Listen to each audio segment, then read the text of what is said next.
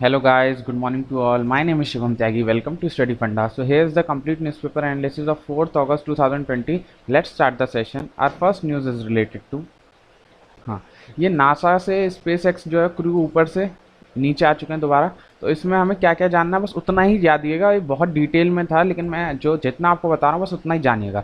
कौन कौन दो पायलट हैं उनका नाम डॉग हर्ली एंड बॉब बैंकन, ये दो लोग लौटे हैं। जो कौन सा कैप्सूल का नाम क्या है? स्पेस एक्स का ड्रैगन कैप्सूल। स्पेस एक्स का ड्रैगन कैप्सूल कैप्सूल का नाम है। और जो अभी ये जो आया है ये तो पूरा प्रोग्राम है उसका नाम था स्पेस ड्रैगन प्रोग्राम, लेकिन ये जो पर्टिकुलर है इसका नाम इन्होंने रखा है इंडेवर। इंडेवर प्रॉप अगर पर्टिकुलर नेम पूछेंगे तो इंडेवर। और कौन सा था? तो स्पेस एक्स का ड्रैगन था। स्पेस एक्स का मालिक कौन है? एलॉन मस्क, ये इसके मालिक हैं। ये आफ्टर 45 ईयर्स हुआ है कि किसी स्पेस क्राफ्ट ने जो है वो स्प्लैश लैंडिंग करी आफ्टर 45 ईयर्स। तो पहली बार नहीं हुआ है जो स्प्लैश लैंडिंग हुई है। कोई बोलते कि फर्स्ट टाइम हुई है स्प्लैश लैंडिंग, तो नहीं, पहले भी हो चुकी है, अभी 45 ईयर्स के बाद हुआ। ये प्राइवेट कंपनी है एलन मस्क की स्पेस एक्स, तो ये कमर्शियली चाहते हैं कि कमर्शियली हम लोगों को ऊपर भेजें, तो इसीलिए एक्सपेरिमेंट कर रहे थे जो कि सफल हो गया। दो नासा के साइंटिस्ट नीचे आ गए। तो बस आपको इतना याद रखना है, स्पेस एक्स का ड्रैगन जो है इसका ये कैप्सूल का नाम है, इंडेवर इस पर्टिकुलर कैप्सूल का नाम है। इलन मस्क की कंपनी है स्पेस एक्स, बस इसमें और कुछ मत जानिएगा। So the next news is, हाँ एक और न्यूज़ रह गई इसमें, सॉरी। ये कहाँ लैंड हुआ है? तो गल्फ ऑफ मैक्सिको में, यहाँ लिख रहा है गल्फ ऑफ मैक्सिको। हाँ ये बहुत इंपॉर्टेंट है, प्लेस ऑफ साइट जहाँ वो लैंड होता है, off the coast of Pensacola Florida. तो गल्फ ऑफ मैक्सिको ही पूछा जाएगा, अगर पूछा जाएगा तो कहाँ लैंड हुआ? गल्फ ऑफ मैक्सिको में। So the next news is, हाँ, imparting education to travel in the language won't be hard. तो ट्रैवल लैंग्वेज को उनकी लैंग्वेज में समझाएंगे, ऐसा बोल रहे हैं, क्योंकि ट्रैवल बहुत सारे रहते हैं। तो इसमें पीवीटीजी जानना बहुत ज़रूरी है। पीवीटीजी जानना क्यों ज़रूरी है? क्योंकि ये लास्ट ईयर सिविल सर्विस में पूछा गया है सवाल इन यूपीएससी। जिसको विश्वास ना हो please go through 2019 UPSC civil service paper, free में है, गूगल करिए मिल जाएगा आपको। तो मैं यहाँ बता देता हूँ, बहुत इंपॉर्टेंट चीज़ है। पीवीटीजी होता क्या है? तो होता है particularly vulnerable travel group. Travel group के अंदर ही जो कुछ ज़्यादा वल्नरेबल होते हैं, मतलब जिनको ज़्यादा थ्रेट होता है लोगों से, उनको हम पीवीटीजी का दे देते हैं कि ये पीवीटीजीज हैं। Are more vulnerable among the tribal group. ये भी ट्राइबल ही होते हैं, लेकिन ट्राइबल में भी पर्टिकुलर होते हैं जो बहुत वल्नरेबल होते हैं। तो कंडीशन क्या है पीवीटीजी होने के लिए? तो एक तो इनकी डिक्लाइनिंग और स्टैग्नेंट पॉपुलेशन होनी चाहिए, मतलब पॉपुलेशन कम कम होती जा रही है, ऐसी कंडीशन हो, या लो लेवल ऑफ लिटरेसी हो, पढ़ाई का दर्जा कम हो, या प्री एग्रीकल्चर लेवल हो, इकोनॉमिकली बैकवर्ड हो। ये चार कंडीशन है। अगर ये चार कंडीशन फुलफिल होंगी तो उनको पीवीटीजी का सर दर्जा मिलेगा। जो एग्जाम में पूछा जाएगा वो ये चीज़, कितने स्टेट में पीवीटीजी है? तो 18 स्टेट और एक यूटी में पीवीटीजी है। प्लीज़ रिमेंबर इट, यही पूछा गया था सिविल सर्विस में। और कितने पीवीटीजीज हैं जो इंडिया में? 75 पीवीटीजी। सबसे ज़्यादा कहाँ पाए जाते हैं? उड़ीसा में। मैंने हाईलाइट करके जो जो चीज़ लिखी है बस ये दो पॉइंट प्लीज़ स्पेशली ये दो पॉइंट ज़रूर याद रखिएगा। कितने स्टेट में? तो 18 स्टेट प्लस 1 यूटी में पीवीटीजीज हैं। सबसे ज़्यादा कहाँ पर है? तो उड़ीसा में। तो अभी उड़ीसा की बात हो रही है। इसमें एक और जिक्र था संथाली। अभी संथाली आपको ध्यान होगा, तो अगर आपने पॉलिटी लक्ष्मीकांत अच्छे से पढ़ी है तो इन 8th शेड्यूल इसको शेड्यूल लैंग्वेज का दर्जा दे रखा है। आपको पता होगा 8th शेड्यूल में 22 लैंग्वेज है शेड्यूल लैंग्वेज। तो संथाली किससे ऐड हुई है? 92 कॉन्स्टिट्यूशन अमेंडमेंट एक्ट से ऐड हुई है। ये अर्लियर नहीं थी। 92 में कौन कौन सी ऐड हुई है? BDMS, बोडो, डोंगरी, मैथिली और संथाली। BDMS ये CAPF में आ चुका है सवाल, तो फिर से आने के चांसेस भी हैं। और कौन कौन सी ऐड हुई हैं? तो एक 21 से कौन सी ऐड हुई थी? आप 21 से बताइए। 21 से ऐड हुई थी Sindhi language, 21 constitution amendment act से।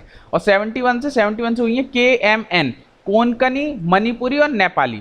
तो 21, 71 और 92 इन तीन 21, 71, 92 इन तीनों कॉन्स्टिट्यूशन अमेंडमेंट से हमारी लैंग्वेज ऐड हुई है। अभी टोटल 22 है। संथाली किस में ऐड हुई है? 92 में। 21 में कौन सी ऐड हुई है? सिंधी। 71 में कौन सी ऐड हुई है? कोंकणी, मणिपुरी और नेपाली। मैंने यहाँ सब बता दिया, स्टैटिक भी करंट भी।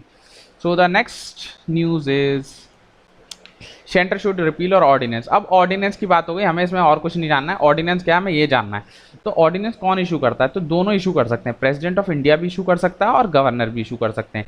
कब इशू करते हैं? या तो एक हाउस सेशन में ना हो या दोनों हाउस सेशन में ना हो। बहुत बार क्वेश्चन ये होता है कि president of India can not issue ordinance if one house in session. तो नहीं, अगर एक भी हाउस, मान के चलिए लोकसभा सेशन में नहीं है और राज्यसभा सेशन में तो भी President of India ordinance issue कर सकता है। पहला पॉइंट तो ये हो गया।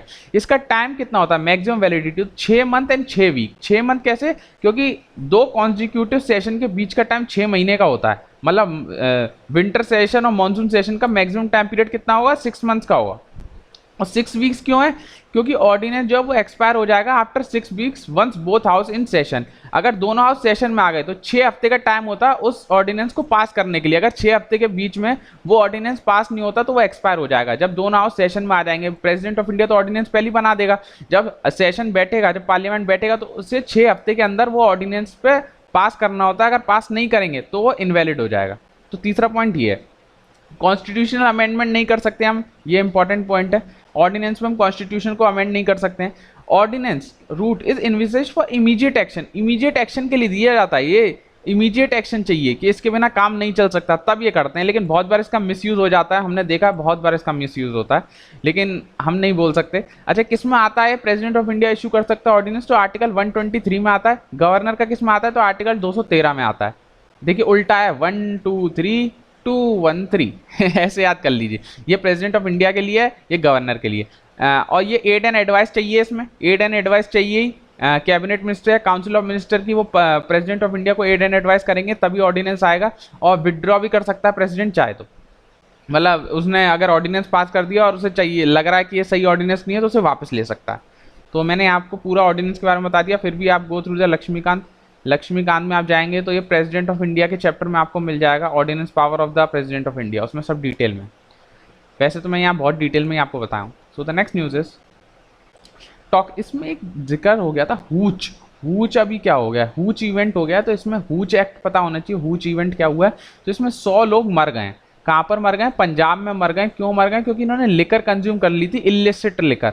इलिसिट क्या होता है, जो बेकार लिकर होती है। तो लिकर में क्या पाया जाता है, इथेनॉल पाया जाता है। लेकिन इथेनॉल की कमी के लिए लोगों ने क्या डाल दिया, उसमें मिथेनॉल डाल दिया। तो मिथेनॉल जो है वो टॉक्सिक होता है।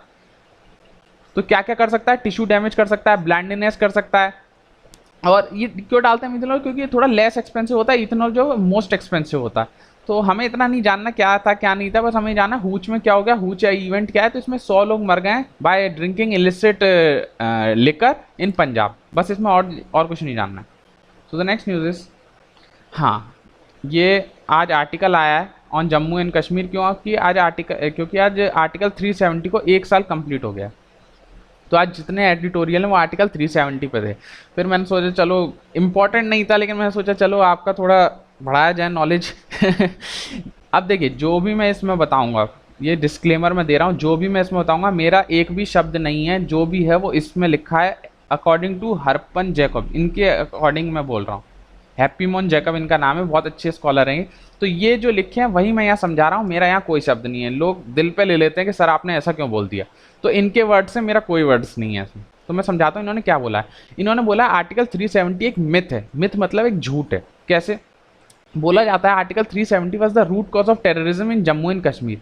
ये बात सच है क्या कि आर्टिकल 370 जो है वो रूट कॉज है टेररिज्म का इन जम्मू कश्मीर? तो ऐसा नहीं, ये इनके अकॉर्डिंग है, ऐसा नहीं है। क्यों? Neither was article 370 responsible for terrorism in the valley nor has been removal ensure a reduction in terrorism. क्योंकि आर्टिकल 370 इनके अकॉर्डिंग तो है ही नहीं टेररिज्म, और ये बोल रहे हैं अगर हमने आर्टिकल 370 को हटा दिया तो क्या टेररिज्म खत्म हो गया क्या जम्मू कश्मीर से? ये ऐसा बोल रहे हैं। पहला पॉइंट तो ये। दूसरा क्या बोलते हैं, जम्मू कश्मीर जो है बहुत अच्छा कर रहा था बाय अदर स्टेट। मतलब जम्मू कश्मीर, ये बात तो सही है कि बहुत सारे स्टेटों से जम्मू कश्मीर अच्छा परफॉर्म कर रहा था। इसका एक मेन रीजन ये भी है क्योंकि वहाँ लैंड रिफॉर्म्स हो गए थे 1950 में। और लैंड रिफॉर्म्स हो क्यों पाए थे? Due to article 370। ये तो एक सही पॉइंट है, मैं भी मान सकता हूँ इसे, कि वहाँ कुछ स्टेटों से अच्छा परफॉर्म कर रहा था। ऐसा नहीं है सारी स्टेटों से बढ़िया परफॉर्म कर गया, नहीं, कुछ स्टेटों से अच्छा परफॉर्म कर गया था क्योंकि वहाँ अच्छे लैंड रिफॉर्म्स हुए थे इन अर्ली 1950s। अगर सपोर्ट में, इसमें मैं मेन रीजन मैं क्यों बताना चाह रहा हूँ ये, क्योंकि आर्ग्यूमेंट राइटिंग के लिए आपके लिए बहुत इंपॉर्टेंट है। तो आर्ग्यूमेंट में आप दोनों चीज़ लिख सकते हैं। देखिए इस वाले क्वेश्चन से आप दोनों चीज़ लिख सकते हैं जो मैं समझा रहा हूँ। इसमें नेगेटिव पॉइंट भी मिलेंगे आपको, पॉजिटिव पॉइंट भी मिलेंगे, तो आप अपने अकॉर्डिंग लिखिएगा। क्योंकि जम्मू कश्मीर अब बोलेंगे अगर आर्टिकल 370 के सपोर्ट में लिखने हैं तो ये पॉइंट बहुत अच्छा है कि वहाँ लैंड रिफॉर्म्स हुआ था 1950 में, तो बहुत अच्छा परफॉर्म कर पाया due to from many other Indian states. फिर तीसरा क्या, private investor do not set up shop in Kashmir due to militancy which is a product of an existing conflict. बहुत लोग बोलते हैं कि प्राइवेट इन्वेस्टर वहाँ नहीं जा सकते, वहाँ अपनी जमीन नहीं खरीद सकते, लेकिन लीज पे तो ले सकते हैं। अरे लीज पे लेके बहुत लोग वहाँ काम कर रहे हैं, यहाँ तक कि पीएसयू भी लिए लीज पे लेती हैं कंपनियां। तो ये तो कहना बेवकूफ़ी है कि लोग काम नहीं कर सकते वहाँ पे। काम इसलिए नहीं कर सकते क्योंकि वहाँ मिलिटेंसी है, आर्टिकल 370 के चक्कर में काम नहीं कर पा रहे। ये ऐसा ऑथर कह रहा है कि आर्टिकल 370 कोई प्रॉब्लम नहीं थी, प्रॉब्लम थी वहाँ की मिलिटेंसी, इसलिए लोग दुकान नहीं खोलते थे, कोई कंपनी सेटअप नहीं करते थे। फिर क्या बोल रहा है, जम्मू कश्मीर को मैसिव अमाउंट्स ऑफ फंड मिलते हैं न्यू दिल्ली से, इसलिए वो अच्छा परफॉर्म कर रहा है। तो मैसिव अमाउंट ऑफ फंड तो देने पड़ेंगे, ये तो कॉन्स्टिट्यूशनल ऑब्लिगेशन है सेंटर के ऊपर। फंड्स तो वो सारी स्टेट्स को देगा, यूटी को देगा, तो वो तो इसको भी देगा जम्मू कश्मीर को। ये तो स्टेट एड एंड ग्रीवियंस के रोम में देना ही पड़ेगा, ये तो कोई बात नहीं होती।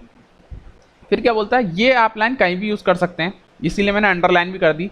कश्मीर में कॉन्फ्लिक्ट मेजरली है क्या, तो क्यों है इसमें कॉन्फ्लिक्ट, क्यों, due to historical grievances, political economic demands, increasing religious radicalisation and Pakistan unrelenting interference in the Kashmir valley. ये तीन की तीन लाइन आप याद रख दीजिए, अगर कश्मीर से रिलेटेड कुछ भी आएगा कि what is the main problem in the Kashmir region, तीन लाइन लिख दीजिए, 2 नंबर पक्के गारंटीड। लास्ट में ये लिखा है, yet Kashmiris as trouble maker and sympathisers of terrorist. हम बहुत बार कश्मीरी में जो मुस्लिम रहते हैं उनको मानते हैं कि ये टेररिज्म फैला रहे हैं, लेकिन ये भूल जाते हैं कि हमारे और भी तो मुसलमान भाई बहन रह रहे हैं जो पूरे देश में रह रहे हैं। तो ये कैसे टेररिस्ट हो सकते हैं, सब कोई टेररिस्ट थोड़ी है, सब मुसलमान टेररिस्ट थोड़ी है कश्मीर में। ये एक मिसकंसेप्शन है, ये बात में मैं फुल्ली एग्री करूंगा, ये एकदम 100% राइट बात है कि इतने इंडिया में सबसे ज़्यादा मुसलमान रहते हैं, तो कश्मीर के मुसलमानों को ऐसा क्यों सोचा जाता है कि सिंपथाइजर ऑफ टेरर है, वो टेररिज्म बढ़ा रहे हैं, तो ये बात एकदम गलत है।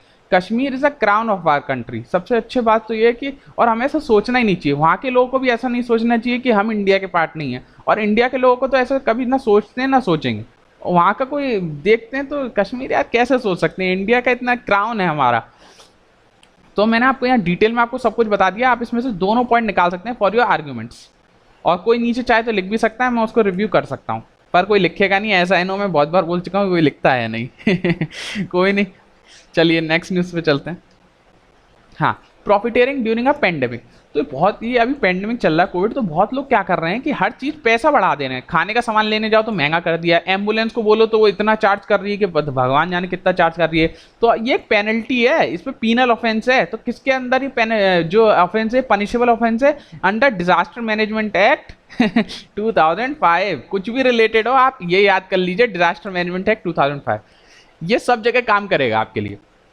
तो बस ये याद रखना है, जो पेंडेमिक के में जो प्रॉफिट पे काम कर रहे हैं इलिसिट, उनको ये वाले एक्ट्स के थ्रू पनिशेबल ऑफेंस है। तो आपके जान पहचान में कोई कर रहा हो तो एफआईआर कर दीजिए इसके अकॉर्डिंग। बस इतना ही जानना था इसमें। Next news is government issue draft policy to ramp up defence product. अब डिफेंस प्रोडक्ट्स को बढ़ाने के लिए गवर्नमेंट ने एक इशू पॉलिसी करी है ड्राफ्ट।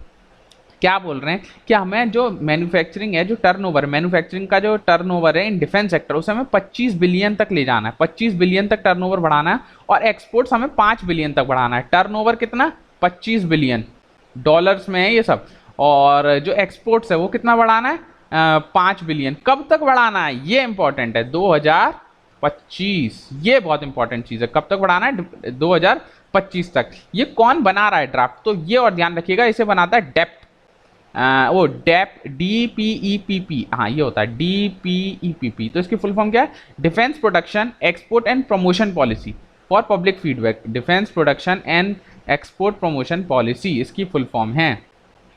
और इसमें एक और चीज़ बोली गई थी कि हमारा जो प्रोक्योरमेंट है, जो हम डोमेस्टिक प्रोक्योर करते हैं, मतलब डोमेस्टिक सामान लेते हैं, वो अभी हम 60% लेते हैं कम से कम, मतलब करीबन 70,000 लेते हैं, 70,000 करोड़ लेते हैं। तो इसको हमें डबल करना है, 1,40,000 करोड़ तक ले जाना है। यहाँ लिखा भी, आप रीड कर सकते हैं।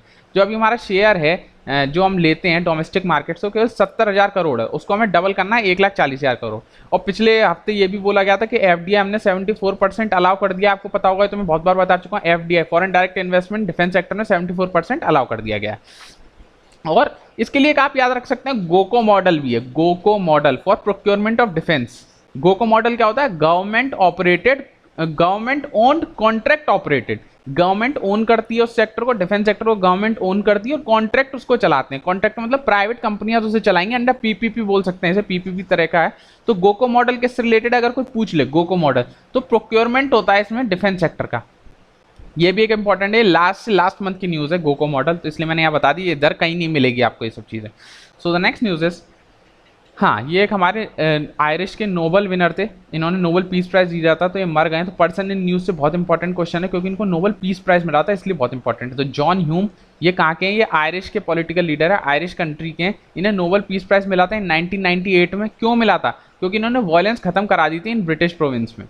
तो आपको याद रखना है, एक तो क्या नाम है इनका, कहाँ के रहने वाले हैं, और इन्हें नोबल पीस प्राइज मिला किस चीज़ के मिला? क्योंकि इन्होंने ब्रिटिश प्रोविंस से वायलेंस को कम करवा दिया था, या ख़त्म करा दिया था, आप जैसा समझें। तो रेस्ट इन पीस इनको, rest in peace. So the next news is, हाँ, report on leopard sighting tour. तो अभी हमारी क्या होता था, अभी हमारी केवल टाइगर की रिपोर्ट निकालती थी, लेकिन अब क्या हो रहा है, जो हमारी नेक्स्ट रिपोर्ट निकलेगी टाइगर सेंसस में, जो हमारी नेक्स्ट रिपोर्ट निकलेगी टाइगर सेंसस, तो उसमें लेपर्ड का अलग से, लेपर्ड की अलग से रिपोर्ट होगी। ये इंपॉर्टेंट है, लेपर्ड भी इंडिया में बहुत पाए जाते हैं। तो ये निकालता कौन है? Tiger census. तो wild life institute of India, मैंने आपको कल बताया था, plus NTC, national tiger conservation authority, ये दोनों मिलकर निकालते हैं, एवरी 4 ईयर्स में निकालते हैं। आज का क्वेश्चन क्या है, वो ये है कि हाँ, आपको बताना है ये जो लेपर्ड है, इसका IUCN स्टेटस क्या है? IUCN status of leopard, very important question. Please go through, please एक कमेंट करिए, गलत करिए सही करिए, करिए जरूर, इससे आपकी नॉलेज बढ़ेगी। यार, एक लेपर्ड का IUCN स्टेट का मुश्किल से एक वर्ड लिखना होता है, ऐसा भी नहीं कि बहुत ज्यादा मैं डिटेल में आपको बोल रहा हूँ लिखने को, तो एक वर्ड तो हर कोई लिख ही सकता है, वो भी नहीं लिखेंगे लोग, मुझे पता है।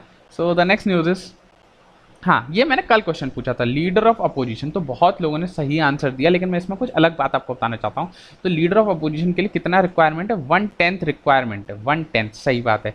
अभी प्रेजेंटली प्रॉब्लम कहाँ आ रही थी कि अभी सबसे जो लीडर ऑफ अपोजिशन पार्टी है वो आपको पता है कांग्रेस है, तो उसके भी 52 सीट्स ही मिल रही थी, लेकिन चाहिए कितनी लीडर ऑफ अपोजिशन बनने के लिए? 55 सीट चाहिए। तो ड्यूरिंग द लोकपाल टाइम, तो लोकपाल के टाइम में, क्योंकि लोकपाल को अपॉइंट करने के लिए लीडर ऑफ अपोजिशन की जरूरत होती है, तो तब ये मुद्दा बहुत उठ रहा था।